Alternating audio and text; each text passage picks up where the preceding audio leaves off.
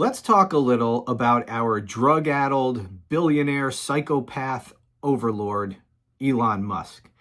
Because, a lot of us have been wondering, really since he and Trump teamed up, how long was this going to last?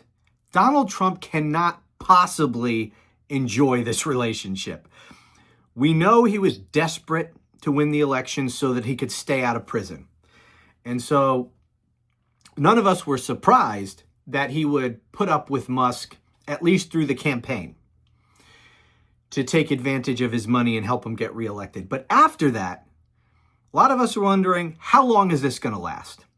And we really don't know. I'm actually surprised it lasted this long, but there is something to this relationship that we do not understand. We don't know what is behind all of this. We really don't. We can all speculate, but we don't know. But there's got to be something big that is causing Donald Trump to put up with all of this. I mean, what was it, just last week?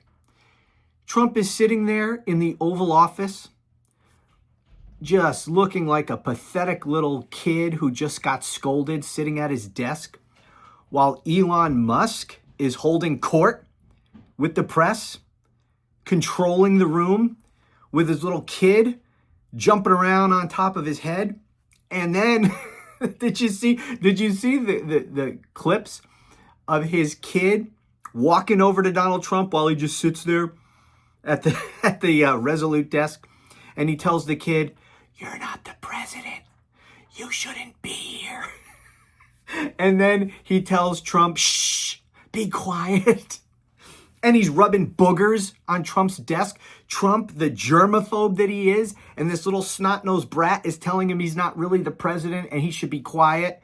You shouldn't even be here, and he wipes boogers on his desk. How much of this humiliation is Donald Trump going to put up with? And of course, everybody in the world is referring to Musk as President Musk. I mean, this has got to be emasculating for Trump. There's no way he's enjoying any of this. There's no way. But just like Putin, Musk and Putin are the only people that Donald Trump never says boo about. Who else could get away with overshadowing Trump in this way and still be doing what he's doing? Anyone else would have been fired immediately. You don't upstage the Orange God King. Yet, here we are. Now, I didn't watch this, but apparently Jonathan Martin from Politico was on Morning Joe. I can't stand to watch that program. I didn't watch it much to begin with, but once they went down to Mar-a-Lago to kiss Trump's ass immediately after the election, I said, I'm out. Anyway, I see in an article here that Jonathan Martin was on Morning Joe, and he was talking about this Trump and Musk relationship. So let me read a little of this to you. Politico journalist Jonathan Martin predicted that Americans might see President Donald Trump dump his cost-cutting bulldog, Elon Musk, as soon as this summer or fall, as he grows tired of the billionaire's antics and unpopularity. The take comes as polling suggests that Musk's aggressive cost-cutting measures within the federal government are losing favor with the public. A Washington Post Ipsos poll found that 49% disapprove of Musk, blah, blah, blah. Similarly, a CNN poll revealed that only 28% of Americans viewed Musk's role in the government as beneficial, while a Quinnipiac poll found that 55% believe he holds too much power. Now, let me make a constitutional point about the power. Anyone in the administration with that kind of power over entire departments, I mean, this is flatly unconstitutional. I know Trump doesn't follow the Constitution. The Congress isn't going to do a damn thing about it. So it is what it is. But I think it's important that we at least understand what's legal, what's not, what's constitutional, and what's not. But clearly, Elon Musk exercising this kind of authority is flatly unconstitutional. Anyone with this kind of authority must be authorized to use that authority by being in a position that has been created by Congress and anyone appointed to that position to be confirmed by the Senate, right? No one is supposed to wield this much power unless they are in a duly constituted position created by Congress and that the Senate has advised and consented to anyone who would be in that role. So the fact that he is wielding this kind of power in a non-Senate confirmed position, not created by Congress, just made up out of whole cloth by the president, is flatly unconstitutional. So just so we all understand that, let me continue with this article. Speaking to MSNBC's Morning Joe on Tuesday, Martin made a bold prediction that the shift in polls would mark the beginning of Trump's disenchantment. Quote, Musk is trying to do what he did for Tesla, for SpaceX, obviously for Twitter, and trying to apply that to the federal government. It's a very different scenario here, and it's not going to go as well. Here's where I think it ends. I think Trump eventually is going to get tired of Elon's antics, but B, his popularity. If you look at the polling data so far, something that Trump cares deeply about, Trump's numbers are a lot better than Elon Musk's. Trump doesn't like somebody who's that unpopular around him, and I think once Trump realizes the depth of Elon's unpopularity, whether it's this summer or this fall, I think his days are going to be numbered. Now, I want to make a point about this unpopularity of Elon Musk.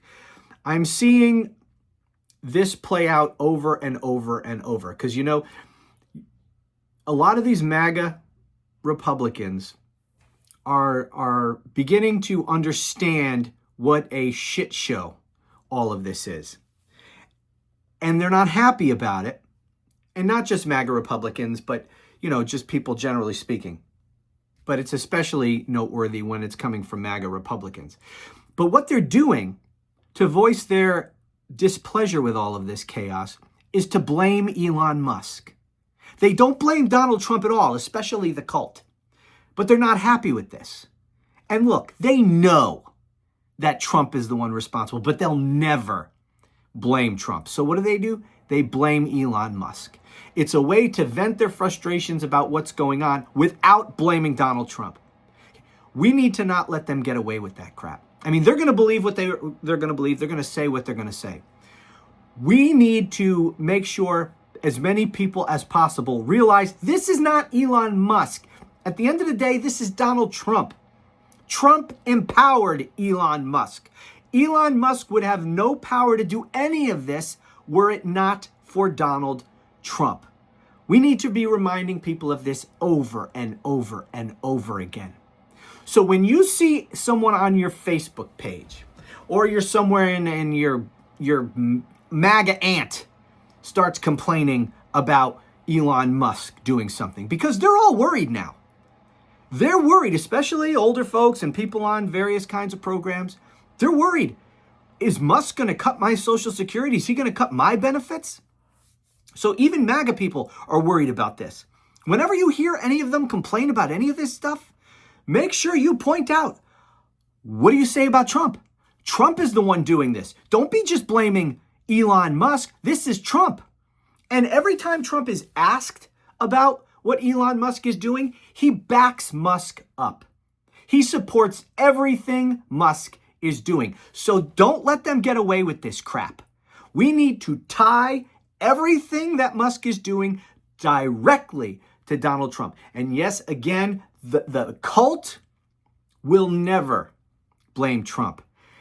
And it's not just because they are personally loyal to Donald Trump, but because they'll never admit that they were played for fools.